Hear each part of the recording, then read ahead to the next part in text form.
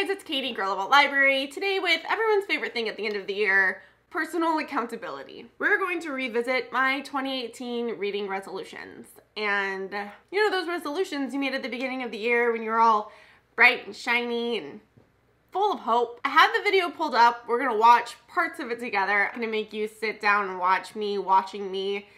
That's weird. Here's why I don't remember all of the resolutions, but the two that I do remember, didn't do them, didn't even get close. So I think the other resolution was probably like something super easy. Like I gave me a, a gimme. So let's get into it. Let's see if I actually did what I said I would do. Can you trust me? Can you believe me when I say I'm going to do something? No. Hey guys, Girl About Library, and I'm here today with my 2018 bookish resolutions. I don't usually make bookish resolutions. So right off the bat, I missed that room so much. Like, it was the perfect room as far as like space to film and like lighting. Also, low-key missing my long hair. So, great decisions made in 2018. Hopefully though, this list is something that is helpful for me to look back on. Was this helpful? I don't know. That was really optimistic to think about. So here we go. Resolution number 1. I want to read 60 books over the course of the year. In 2017, I set my Goodreads reading goal to 60. All right, okay, so I have read 64 books so far this year. So my first resolution was to read 60 books. I did that. Here's how I trick myself into doing that, but also like kind of set myself up for failure. I know me. At this point, I kind of know me.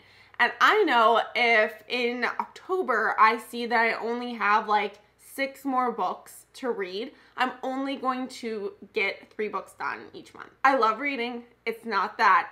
That's just my personality.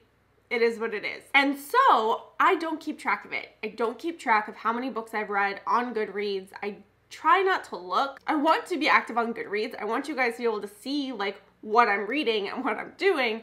But at the same time, knowing me, I can't, because if I see that I only have a certain number of books left to read, that's all I'm going to read, and that's not good. Basically, last year was just complete self-sabotage. I didn't have time to start logging in the books until December 30th, I think, is when I was like, ooh, you know what? I should check how many books I've read this year. So I started logging them in, and at this point, I have a single day in order to read another book. So in theory, I was like, I could do that. But I was also on vacation and just had absolutely no desire, and it just felt really silly to like force myself to read an entire book in a day, and I'm not that person. So I only read 59 books. This year, I decided to avoid that. I'm learning. We're growing. I checked in November like a genius, and it turned out that that month that I was checking, I hit 60 books. So I did it. Resolution number 1, I did it. If you watch my wrap-ups, you know I usually read between 5 to 6 books a month, which is not a lot for a booktuber, but more than like your average citizen, I guess. 60 books is only 5 books a month, so I know that I usually read more than that, and that's kind of a gimme goal.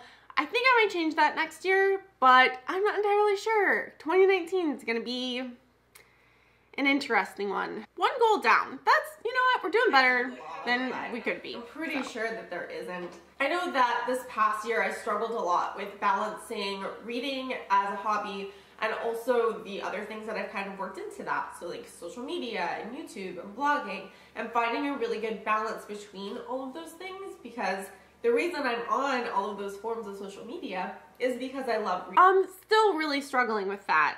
So what Katie of early 2018 is referring to is balancing Instagram and YouTube. When I first started out making videos, I was making them on Instagram, and I still have like a really like warm, fuzzy place in my heart for Instagram and that community.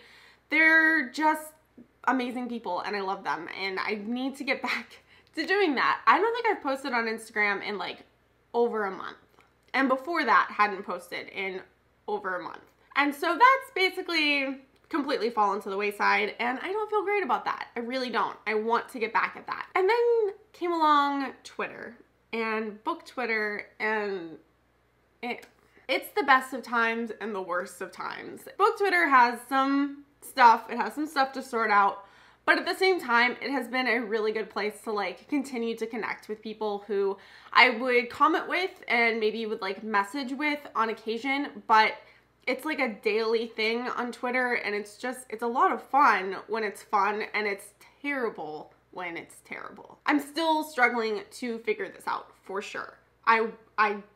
The struggle has only gotten harder throughout the year. Early 2018, Katie had no idea what was coming. I have had so much trouble this year keeping up with comments and with feeling like I am giving back as much as I'm getting. Been incredibly tough. Like even people who I talk to nearly every single day and whose videos I know I would love to watch, I've struggled to keep up with those. Yeah, still struggling with this. Will struggle in 2019, will struggle in 2020. It's just what it is. I have a journal. 1 second. Okay, I got this super cute journal at Target, and I'm hoping having this will keep me motivated. I feel like I've gotten a lot better at, not just I knew this was coming, and I'm prepared. I did terribly with this. Like, I'm not even gonna, I did terribly with this. So, at the beginning of the year, I had made, or the end of last year, I had made a video that I really enjoyed making, and I knew in order to make more of them, I had to set myself up for success. So basically, I read a book called Lab Girl, which I love. I still love. One of the top nonfiction books I've ever read in my entire life. Hope Jaron is a genius. I took 5 quotes from that book and then used that to make a video. So I talked about the quote, why I loved it, and how like it connected to me.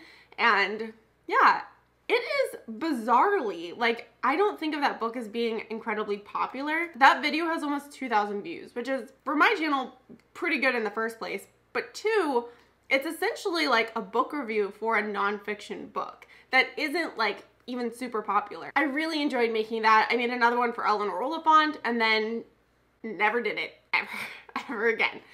I don't have any more of those because I wasn't keeping up with quotes. There are books that I've tried to do it for, like I got everything ready, I had quotes picked out, and then I just didn't film the video. Why?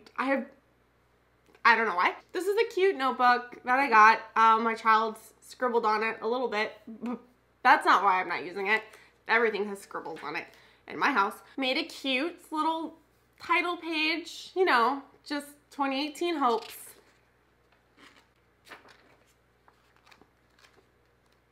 Completely blank. Nothing. Didn't do it even once. Not even once.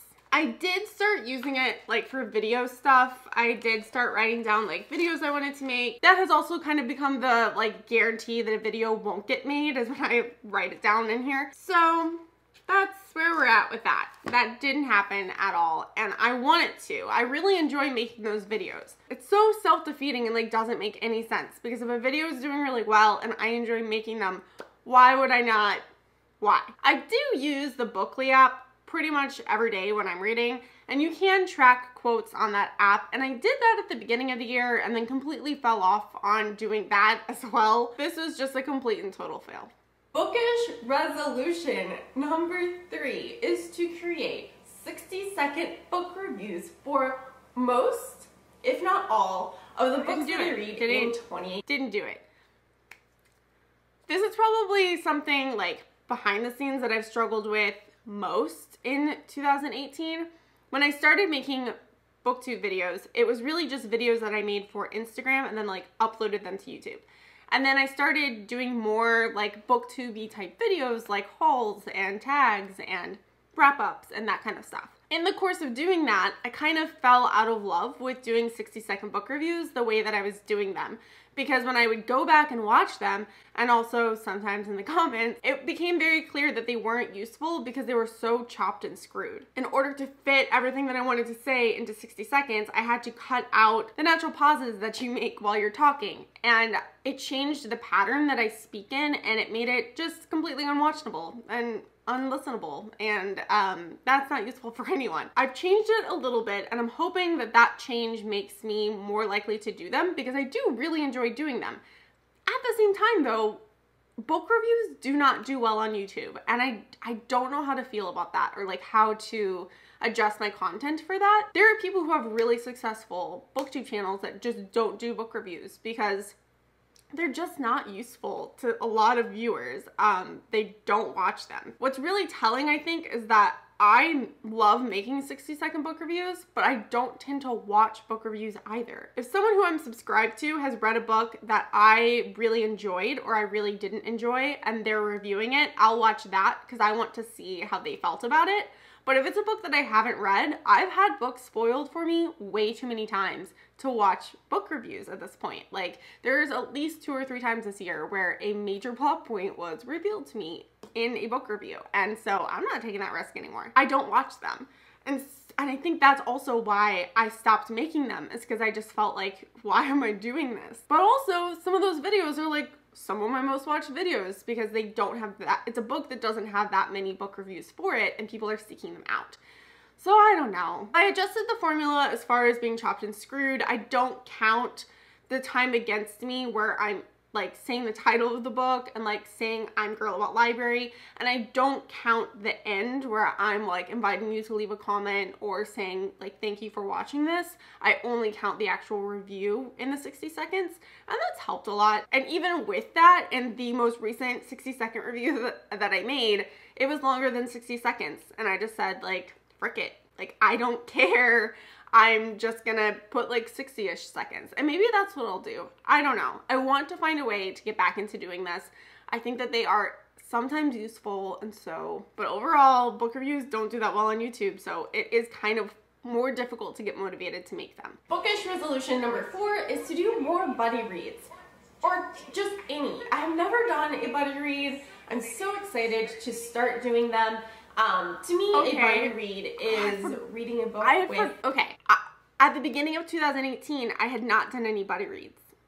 And I was starting my first one later that month with Kristen's Library. I have since done like half a dozen, if not more, almost one a month since then I've done. And I love it. They're so much fun. If you have not done a buddy read, do it. And it is crazy to me to think that like at the beginning of this year I'd never done one. It's also been like some of my best memories and like the coolest parts of doing YouTube. There's so many different ways to do them too. Like I've done them on Twitter, Instagram, Voxer. So much fun to get to have a lengthy conversation about a book that you have read together. And usually it's someone who I've connected with either on Instagram or on YouTube. And it's like a way for us to kind of step outside of that and have like a longer conversation about a book that we're both reading and enjoying. It's been such a good year as far as YouTube. Like it's been good. So glad that I accomplished that goal, because if I hadn't stuck with buddy reads, I would not be as happy, I think, with YouTube as I currently am. And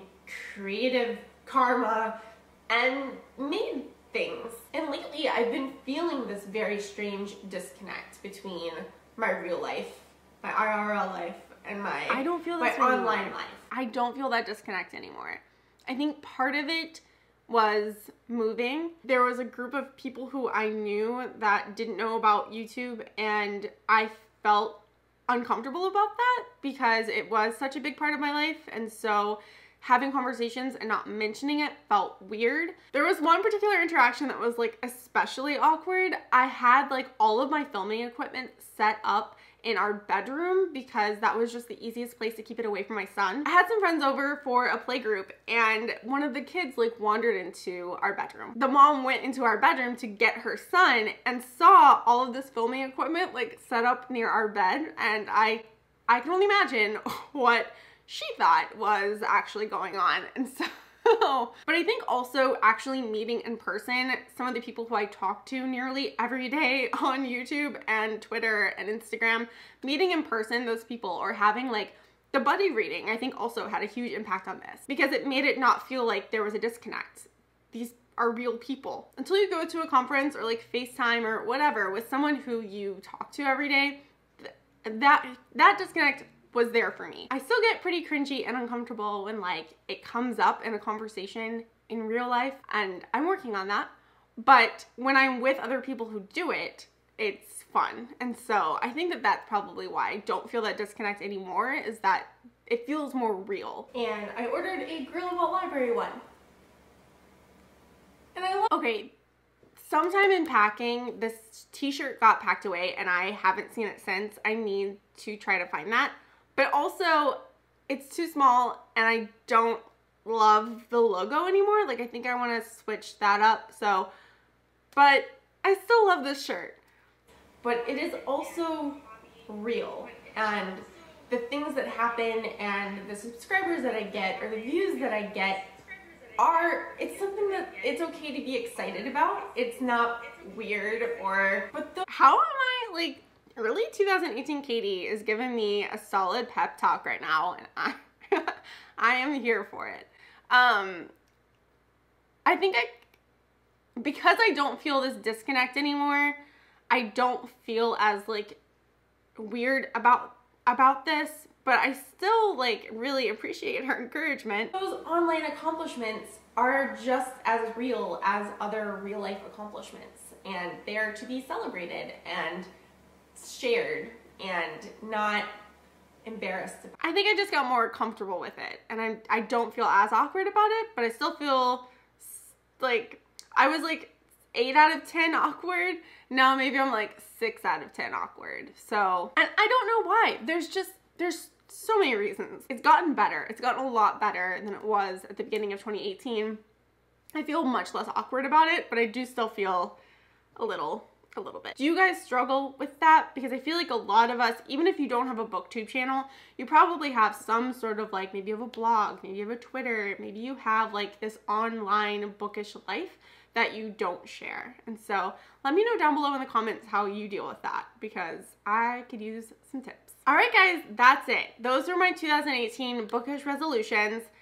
It was a solid 50-50, I feel like, as far as achieving my goals and also, like, having stuff to work on. Even the things that I didn't achieve, I've worked on them. And so this video has gone a lot better than I anticipated. I'm currently working on my 2019 bookish and, like, YouTube resolutions. Comment down below. Give me some ideas of things that you think I should focus on, or things that you are working on, and maybe I can co-opt those online as well. If you enjoyed this video, give it a thumbs up, but don't forget to subscribe for more bookish content. Thank you guys so much for all of your love and support this last year. Thanks for watching. Have a great day.